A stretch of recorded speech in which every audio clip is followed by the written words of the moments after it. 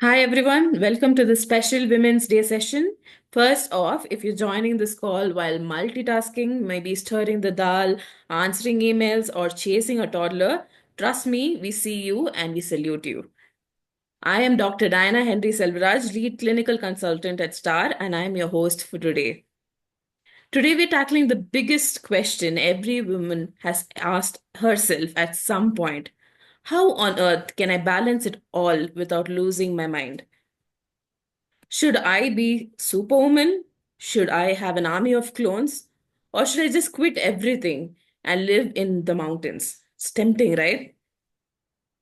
Well, what if I told you there's a way to balance work, family, and personal time without sacrificing your sanity? That's exactly what we're going to uncover for today. And to help us navigate this, we have the perfect guest, someone who not only juggles multiple roles, but does it like a total boss. We live in an era where working women doesn't just mean having a job, it means managing work deadlines while figuring out what to cook for dinner. It also means being on a Zoom call while your child is asking you existential questions like, why is the sky blue, mommy? It just means switching between work mode, mom mode, wife mode, and self care mode, if you even remember what that is, by the way. So today we'll discuss how can we automate, delegate, and simplify our daily tasks to create more time for ourselves while still being this amazing women we are. To help us crack the work code of work life balance, we have the incredible Dr. Praveena Jagdish with us today. Dr. Praveena is the co founder and director of Board Code Private Limited and School Skies. She is a maxillofacial physician, an edtech leader, a Microsoft Innovate educator, and a fitness enthusiast. Oh, and let's not forget, she has mastered the art of managing multiple roles without losing her cool. Seriously, we need her secret. So, Dr. Praveena, welcome on board. We can't wait to pick your brain. And let's dive into some real life, modern day struggles that every woman can relate to. Hi, Dana. Thank you so much for having me over. And a huge thanks to the management of Star for having me over. I think it's fantastic interacting with your entire team. Thank you so much. Thank you. So, we will quickly dive into our session. I'm just going to bring up a couple of slides so that we have our questions on the screen for those who can't wait to get into this.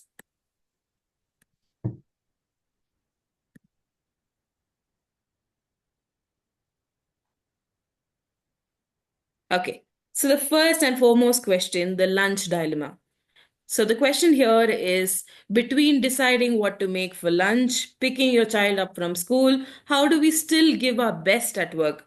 Any quick hacks for managing both the worlds? Well, so I think it's very simple, yet slightly hard. The key is to be present in the moment. So, like when you're at work and you give your full self there. And when you're at home. And so you don't skip. So, the idea of the whole thing is to create or compartmentalize your time as well as mind space. So, both the worlds become easier for you and you're giving your best in both the worlds. A simple technique would be, you could follow the time block, like blocking out your time between 6 to 8 for your kids, be it homework or whatever, and not touching the phone, not going towards answering the emails. Those things really help. And another great technique is delegation.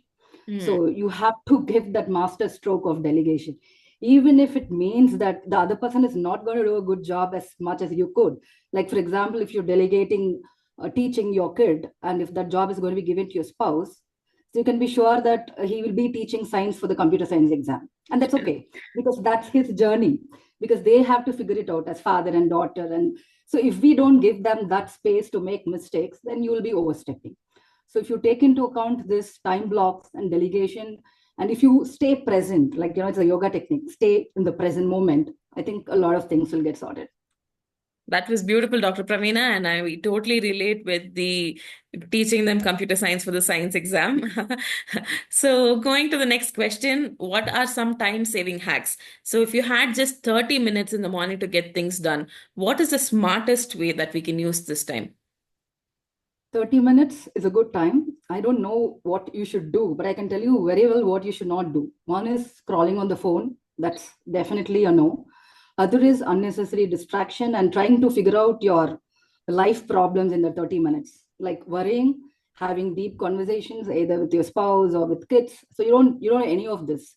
Even screaming at the kids like Hmm. get up early, go to school doesn't work because the Gen Z, they're totally different. So they Yes. have to be respected and we have to follow their path. So if you take that into account, for me, it would be probably 5 minutes of pranayama, 25 minutes of yogasana, if I could afford that. It either has to be my activity or the other thing with the child. And when I say child, there are only two things. One, I'm sitting with her and reading or spending time with her. Or maybe I can prepare a good lunch for her, I mean, lunch or pack something up for this okay, school, things like that. So it has to be very activity based. It cannot be mentally draining because the thing is, the first half an hour or 1 hour sets the tone for your entire day. So that has to be handled very carefully.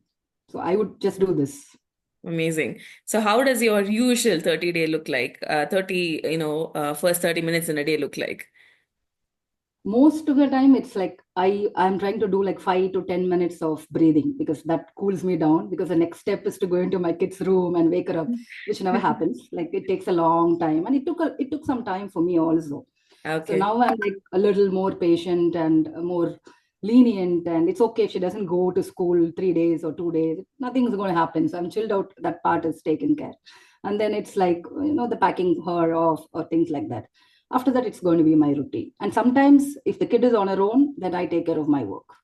So it Cool. doesn't even intersperse sometimes. That's a great insight, Dr. Praveena. We'll move on to our third question for the day. Sure. Okay. So, me time without guilt. How do you sneak in some me time without actually feeling guilty? And what's your absolute favorite way to unwind? Okay. So the thumb rule is you can't pour from an empty cup. And here, Mm-hmm. Diana, the cup is you.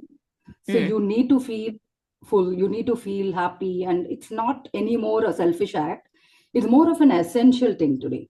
So Mm-hmm. unless you're happy, you're not going to keep your family happy or your work happy or your team happy. So that's like you, once you assimilate that fact, I think you'll start taking time out for yourself. For me, the fitness routine has been a go to always. It Okay. became a habit, and now that is become like a positive diversion. So it helps. So it's just one, round of yoga or anything on the floor. And recently I've taken to cycling. So I love cycling. I do 25 to 50K. So I just go out on Sundays. I schedule that for Saturdays or Sundays. Okay. And I come back. It could be anything. See, it should be what you love doing. It could be gardening for you. It could be painting for somebody else. It could be running for another person. It could be anything. It may not be, strictly a fitness related routine, but it has to be something that you like, and you need to understand that's important. It's Hmm. not like that's the last important thing. The moment you start nurturing your hobbies, taking it seriously, your life invariably gets a lot more richer. That was beautiful, Dr. Pravina. And like you said, I truly think that once we are happy and find some me time and, find some time to fill our cup, that's when the family itself is happy. So I Right. totally agree with you on that as well. So our next question is, as someone in ed tech, that is education technology, and also in business, are there any apps or tools or any smart home gadgets that help automate our daily tasks? I use all the regular apps from Blinkit to Instamart to everything, Amazon. In fact, I've stopped going physical. I've literally stopped. Even for shopping and everything, it's online for me. It's a Okay. big luxury when I do. If I have a team or if I have my friends, then I do go. Off late, I've installed this digital well-being because I think that's a fantastic app. So Okay. because the social media and all that's the scrolling, I'm limiting it to 15 or 20 minutes. Oh, wow. So I think Okay. we should be creating more than consuming. I came to a point where I thought I was consuming more. It Mm-hmm. just happens because you think you'll pick up this, you'll pick up that, and you'll apply it to your profession or business. But ultimately, it has to be, the cycle has to be complete. You need to be creating also. So I thought this will help, and that really helps. So because that whatever social media apps are off after a point when you put a timer on it, and that's one great thing. And we have the Microsoft family safety app. So my kids, Okay. we give it to my kids for cutting down all odd websites, and even the timing is scheduled on that. I love the personal drive on Microsoft OneDrive. So it Oh, has wow. got one Okay. TB storage, and so all of my important professional documents as well as the children Hmm. documents are also set in that. So that's a Nice. great Do you have a application I have. to-do list or an app that helps you to do a to-do list every day? I use the calendar. I use the Calendar. Google Okay. Calendar, and usually it's the previous night. I have a to-do list. Definitely, yes. That was beautiful again. I think create more than consume. I think that was the takeaway from this. Thank you for that. So, moving on to our next question for the day, learning and growing amidst chaos. So, women often get so caught up in the daily tasks that they stop focusing on personal growth. So, how can we usually continue to upskill ourselves, continue to learn, and even just read amidst our busy schedules? No, that's a very interesting question. What happens is after a point, more than you're getting caught, you might lose interest. So Correct. you are, it's by the way, this is your daily task and your kids are your priority, and you don't think that you can actually upskill, or somewhere maybe you've even lost that drive. So Mm-hmm. it's very natural. I Mm. think it's very important for us to put curiosity over convenience. If you're curious and if you have developed that childlike enthusiasm to learn new things. For example, just a couple of years ago, when I went to IMB for a woman entrepreneur program, you see a lot of them, almost all of them middle aged, but extremely enthusiastic, extremely willing to learn, to undo, to unlearn. So, that kind of enthusiasm and curiosity, if you continue to develop in your life, automatically you'll start hitting upon a few things that interest you. You'll have the guts to go behind those things. So that's important. On a very specific note, probably you should create time for it. It's no use just thinking that I should do this. Suppose you want to do a PhD or something, maybe even a small course. You need to set that 2 hours aside in a week at least. So creating the time slot, even if it means sacrificing your Sunday afternoons, you need to do that. And creating a community helps. Getting going behind like-minded people. See, you like something, you want to do some research, then find a community who's doing that. Be part of that tribe, meet them. So there's a cross motivation that helps you scale that extra mile. So those things kind of push you. That's very, very helpful. I think meeting the tribe and motivation, I think that definitely would help a lot of people. And moving on to our next question, mastering the art of saying no. Women are expected to be yes machines. So how do we say no without actually feeling bad when people overload you with some tasks? So I think when we say no, we're not being selfish, we're actually being sane. So this it's a mandatory thing to start saying no. You should just understand it's not being rude. You're just being yourself and you're putting across your shortcomings, which is very human. So you're just being human there. Once you understand that, you will not hesitate to tell a no, and you have to say a lot of no's. Mm-hmm. So, and it has to be done in a very assertive manner also. So once you start asserting the fact that your time is important, the other person will automatically understand and value your time. So people will treat you exactly how you teach them to treat you. So once you start valuing your time, once you start valuing yourself, the other person will also start valuing your time and yourself. And now there are a lot of ways you can do it very diplomatic. You don't have to be rude at all. You can be very nice and you can say like, I'd love to do that for you, but now I'm full. I'm my hands full. Or you can even defer it, say that maybe later. So he knows you're not going to be doing it. It's okay. Let him know it, but you're not doing it. So you have your take on that. So I think it's a matter of being assertive and prioritizing. That's something important. Thank you. Thank you, Dr. Praveena. That was again another wonderful insight. Moving on to our next question, creating an effortless routine. So, what's the secret to building a sustainable daily routine that doesn't actually feel overwhelming or exhausting? Okay. So to me, a routine is like a very important, a more superior word than motivation, discipline, anything else, because routine and habits is what makes your life. Correct. So even if you see something as simple as going for a walk, it's a habit. You don't need discipline, you don't need motivation. It's a habit. You get up at 5 a.m., that becomes a habit. So whatever helps you should become your habit, and you should have the priorities in place. Once the keyword is prioritize. Mm-hmm. So, like I love to share this Eisenhower's matrix, if you heard of it, Diana. So I talk to it about my students and even my staff. Mm. Because see, what Eisenhower says is there are four quadrants. The first quadrant is what is urgent and what is important. Mm. Like, for example, your kid's PTA, it's important and it's urgent because it's time bound. So you be there and do that. That becomes your priority. There's in the next quadrant what is not urgent, but it's important. Like you said, you want to learn something, you want to upgrade your lateral skills or whatever. That can be planned. It may not happen today, but it's important for you. So that you can defer, plan, and execute. Like when you come to the third quadrant, which is urgent, but it's not important. Like, for example, fixing Mm. a tap or fixing something in the kitchen, you can Mm. definitely delegate it to help, or you can call a plumber to do that. So if you can Mm. learn the art of delegation there, then you put off a lot of things. You don't get involved personally in those things. And the fourth is like the major time waster quadrant, those which things which are not important and not urgent. Urgent. Maybe that social Mm. gathering, that old relative who no longer serves a purpose to you. So those commitments which you just do because you'll have to be in the track or you're trying to please somebody. When you remove this, I think you'll be very productive because the major good things of your life will happen in the first two quadrants. So if you can set that, it becomes very sustainable for you. And people also know what to expect from you. So that way you're, setting expectations, and you're also, you know how to deal with the next 1 week or 1 month for that matter.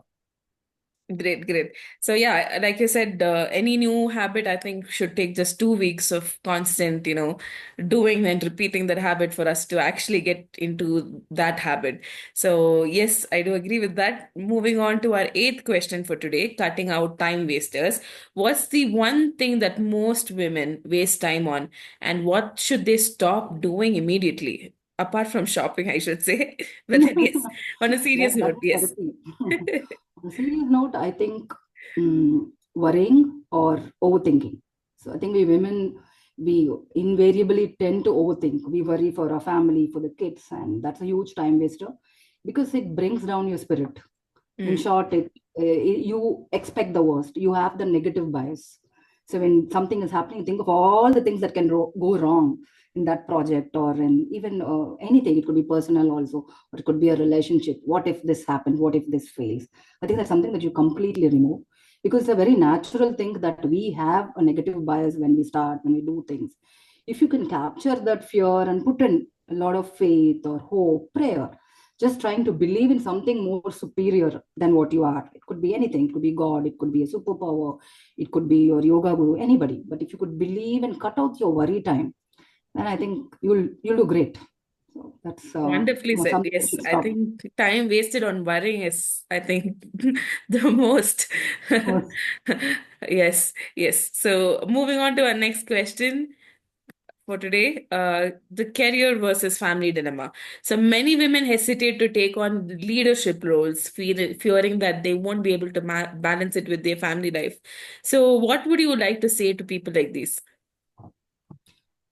A career, being at home friend, both is fine. I think it's a very personal choice, and success is something that each one has to define for themselves. So we are no one to comment on what you want to take, or what you don't want to take. However, when you start working, when you are into a career path, there's a good deal of statistic that says only 11 to 15% of the women are even in the higher roles, leadership roles. There's very few women even in entrepreneurship roles. The thing is, I think the two major blockers for us women, for all of us, is that we worried somewhere that we will neglect the family.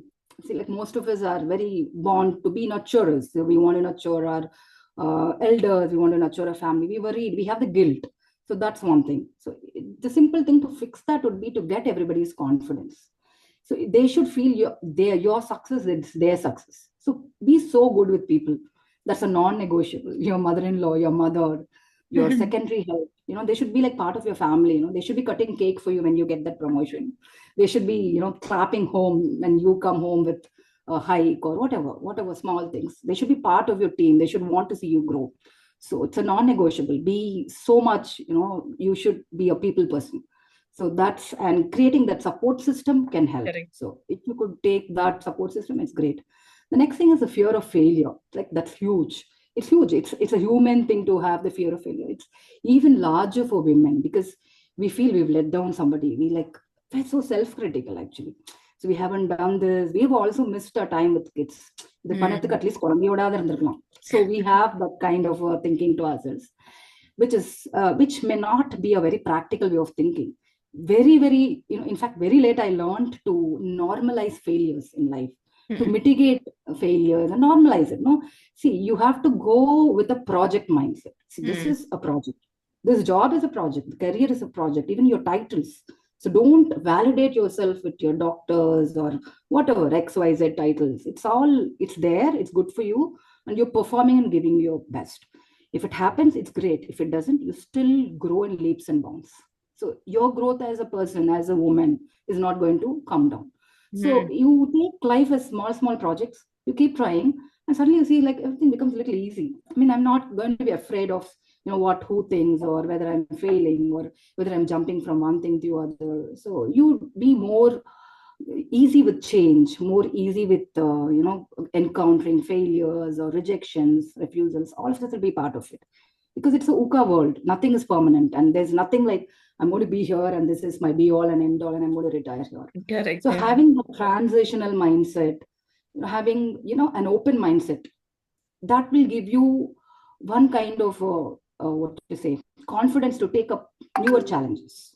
That I think is important, which will make Got. you go up like a leadership role, a project leader or team lead. You'll be happy Mhm. doing that because you don't really care much about the outcomes. You're only bothered about your effort. Absolutely. I think, and women leaders who, get successful later in life after their 40s and 50s, I think they're testament to what you just said. So I think it's never too late and it's not the end of the world. So yes. We've got living examples for that. Yes, definitely. Yeah. Moving on to our 10th and final question for today, the golden rule for work-life balance. So if you could just give women one golden rule to live by when it comes to balancing everything, what would that be? Actually, the fact is there's no balance. It's going to be imbalanced. So it's in the life, the imbalances that you find your joy, your growth as a person, as a human, as a woman. So you'll have to accept that you're not a superwoman. That's like Mm-hmm. simple. You're going to be dropping a few balls, and that's fine. So you're just going to go with the flow. And in the long haul, you will win some and you will lose some. But what's like very important is that in that process, you should not lose yourself. So that's very important. Mm-hmm. You're trying to do something for somebody here or there, but you should not lose yourself. So golden rule is you first.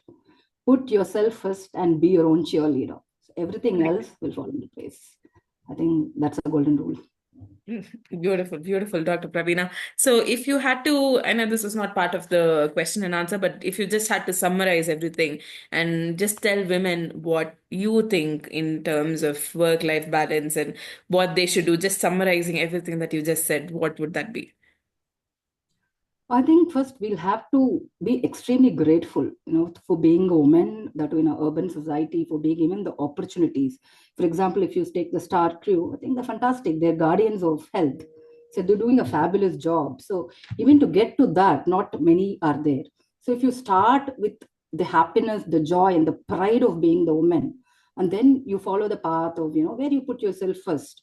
Because, like I said, you can't really pour from an empty cup. So you need to keep your cup brimming, joyful, no matter whatever happens. And then you move on to take up, little more challenges and never guilt trip yourself. So family, Mm-hmm. like for example, if you see, my son was a brat. Today he's a leader in his own way. So he's fabulous individual. So he does more than what I ever thought he would.